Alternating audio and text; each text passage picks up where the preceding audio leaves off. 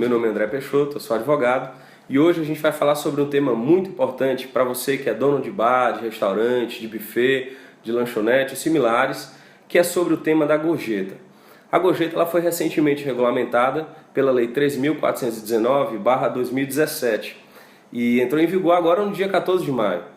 E muitas dúvidas estão surgindo com relação à questão da gorjeta, né? É obrigatória, não é? O que necessariamente significa a gorjeta? Como é que funciona essa sistemática da gorjeta? O que é que eu faço para regularizar a gorjeta dentro do meu estabelecimento? Então, a gente vai responder algumas perguntas para esclarecer um pouquinho como é que funciona essa questão da cobrança. A primeira coisa, o que é gorjeta? O que é que juridicamente é gorjeta? A gorjeta é uma remuneração dada do cliente para o empregado. Ela não compõe o faturamento da empresa, ela não faz parte de uma receita da empresa, é do cliente para o empregado. Historicamente, como não tem uma regulamentação, a gente tem essa questão da gorjeta prevista na CLT da década de 40, mas não tem uma regulamentação que era regulamentada de certa forma por convenção coletiva e gerava uma certa insegurança jurídica. Agora a gorjeta ela é objeto de uma lei que regulamenta. Então a gente vai responder algumas perguntinhas com relação a esse tema. Quando entrou em vigor a lei que regulamenta a gorjeta? Essa lei ela foi sancionada no dia 13 de março, foi publicada no Diário Oficial no dia 14 de março, mas ela tem um período de 60 dias para entrar em vigor. Então ela entrou em vigor no dia 14 de maio de 2017. Com a vigência da nova lei, a cobrança da gorjeta passa a ser obrigatório? Não. O estabelecimento é que vai decidir primeiramente se acha interessante fazer essa cobrança ou não fazer a cobrança. Uma vez optando por fazer a cobrança da gorjeta, que lembrando é uma remuneração do cliente para o empregado, ele vai precisar fazer um acordo ou convenção coletiva, ou submeter a uma convenção coletiva, para regulamentar várias coisas sobre o que é que entra ou está fora da gorjeta. Então, a entrada em vigor da lei não torna a empresa obrigada a fazer a cobrança da gorjeta. A terceira pergunta é, onde é que eu encontro a lei? Eu acho sempre interessante que você vá buscar o texto da lei diretamente. Se você colocar, por exemplo, numa ferramenta de busca, Lei Gorjeta Planalto, você vai encontrar lá a Lei 13.419/2017. Na verdade, é uma lei que não é um código próprio, não é um código da gorjeta. É uma lei que altera o artigo 457 da CLT. Então você tanto pode olhar a CLT na internet atualizada, como você pode olhar a lei e ter o link lá. Eu realmente recomendo que você dê uma lidinha na lei, ela é didática e é importante que você olhe diretamente na fonte também. Uma vez cobrando a gorjeta, fazendo um acordo coletivo, a empresa se comprometendo a fazer a cobrança do cliente. O cliente, ele é obrigado a pagar? Não. A gorjeta ela continua sendo opcional. Essa faculdade que é conferida ao consumidor, ela é objeto do Código de Defesa do Consumidor e não da própria lei que regulamenta a gorjeta. Então, a gorjeta sempre é opcional. E aí vai uma dica. Eu sugiro que você coloque na comanda da cobrança da conta, ou nos cardápios, ou em avisos, sempre dizendo o seguinte: se você cobra gorjeta, cobramos gorjeta, e coloca entre parênteses opcional. Toda vida que você mencionar a gorjeta no cardápio ou no cupom, sempre mencionar que ela é opcional. Isso aí vai dar mais informação e mais clareza para o cliente, sabendo que ele tem esse direito de pagar ou não, e que a gorjeta ela é uma conquista que o trabalhador tem pelo bom atendimento dele. Então, o cliente sempre tem a opção de pagar ou não. Eu devo pagar imposto sobre a gorjeta?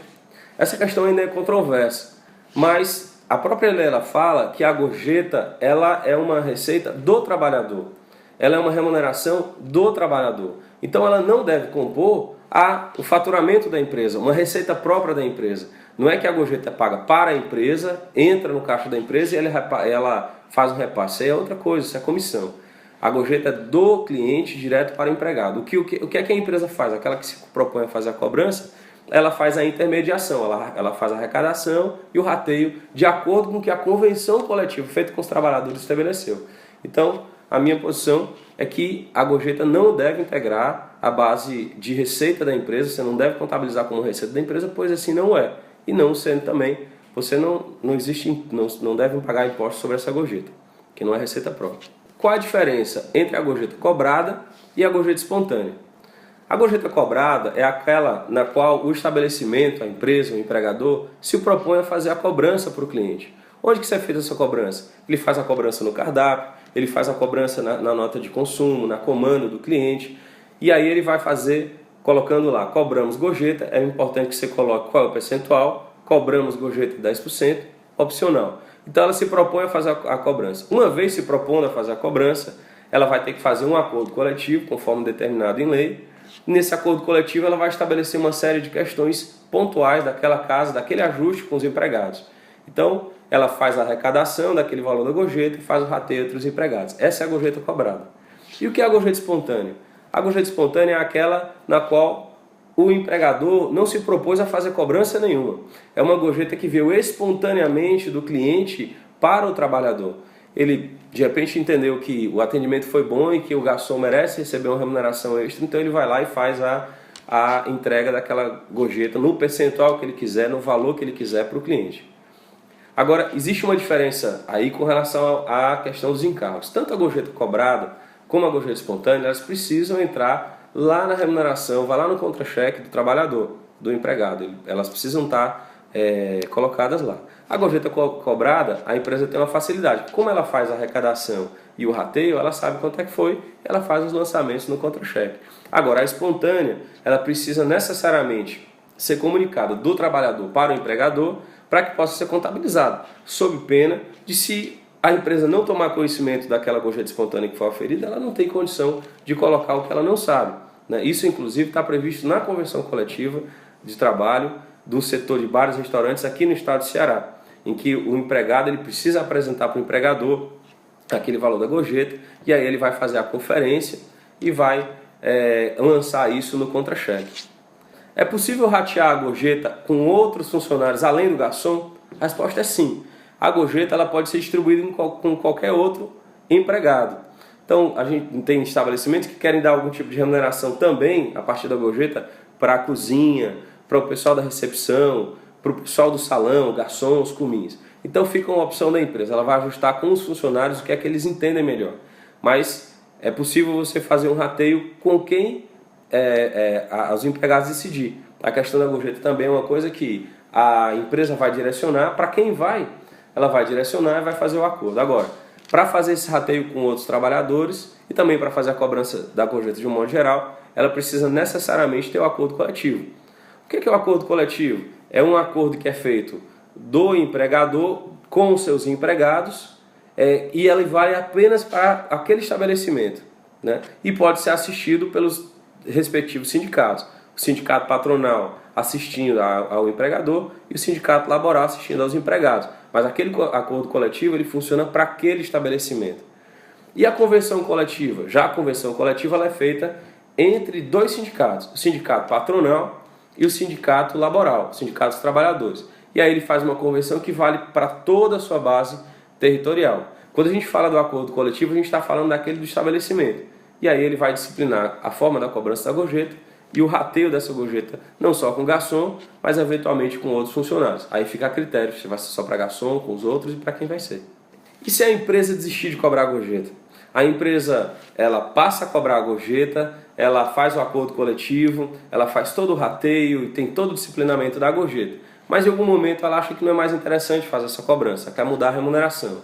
A primeira coisa é que isso não pode importar em prejuízo para o trabalhador. E a lei ela tem um detalhe interessante. Ela diz que é o seguinte, aquela empresa que faz a cobrança da gorjeta por um período superior a 12 meses, ela decide encerrar a cobrança da gorjeta, ela vai incorporar o valor daquela gorjeta na base salarial, lá no salário do trabalhador. Então, se ele recebe um valor X de salário e ele vinha recebendo gorjeta, você continua colocando lá aquele X salário, mas vai fazer menção àquela incorporação da média dos últimos 12 meses no salário dele a título de gorjeta. Quem será responsável pela fiscalização da gorjeta? A lei diz também que é o seguinte, para empresas que tenham mais de 60 empregados, elas vão eleger um ou mais membros para fazer a fiscalização. Então, você tem mais de 60 empregados na sua empresa, você vai eleger uma pessoa, os trabalhadores vão eleger uma pessoa, na verdade, e ela vai fazer todo o acompanhamento, a fiscalização da gorjeta. Um detalhe importante, esse empregado que ficar responsável pela fiscalização da gorjeta, ele vai também ter estabilidade enquanto exercer aquela função. Ou seja, você não pode fazer a demissão a não ser demissão por justa causa. E no caso das empresas que têm menos de 60 funcionários, a lei estabelece que os sindicatos patronais e laborais deverão fazer uma comissão intersindical e essa comissão pode visitar eventualmente as empresas para verificar como está sendo feito a cobrança dessa gorjeta, a distribuição, o rateio, como é que está sendo efetivado a distribuição da gorjeta entre os empregados. Como é que fica essa questão da retenção? A retenção sobre a gorjeta, de eventuais valores, ela é o que mais chamou a atenção na lei e é o ponto central da legislação. Porque acontece o seguinte, a gorjeta ela é uma remuneração do cliente para o trabalhador, não é uma remuneração da empresa. Então, quando vem essa remuneração do cliente para o trabalhador, você precisa integrar isso no contra-cheque do trabalhador, na remuneração dele. O problema é que a empresa vai ter encargos para fazer o pagamento, sendo que ela não teve receita, ela não faturou e aí faz a remuneração e tem os encargos. Então, o que é que a lei traz? Ela diz o seguinte, sobre a gorjeta, a empresa que é optante pelo sistema de tributação diferenciado simples, ela pode reter até 20% da gorjeta para cobrir com os encargos sociais, FGTS, INSS e demais obrigações sociais. E as empresas que não são optantes pelo Simples, elas vão poder reter até 33% da gorjeta para o pagamento desses encargos sociais. Um lembrete é o seguinte, mesmo que eventualmente você tenha um custo maior do que esses 20% ou 33%, o limite é 20% para as empresas optantes do Simples e 33% para as empresas não optantes pelo Simples. E toda essa retenção ela tem que necessariamente ser utilizada para o pagamento desses encargos sociais e obrigações trabalhistas. Esse é o grande diferencial dessa lei, permitindo essa possibilidade de retenção. Bom, essas são as principais perguntas, as principais dúvidas em relação à lei que regulamenta a gorjeta. Mas são muitos detalhes, muitas nuances. A gente fica à disposição, caso você queira tirar alguma dúvida, pode entrar em contato conosco que a gente vai ter o maior prazer, a maior satisfação em esclarecer essas perguntas. Obrigado e até a próxima.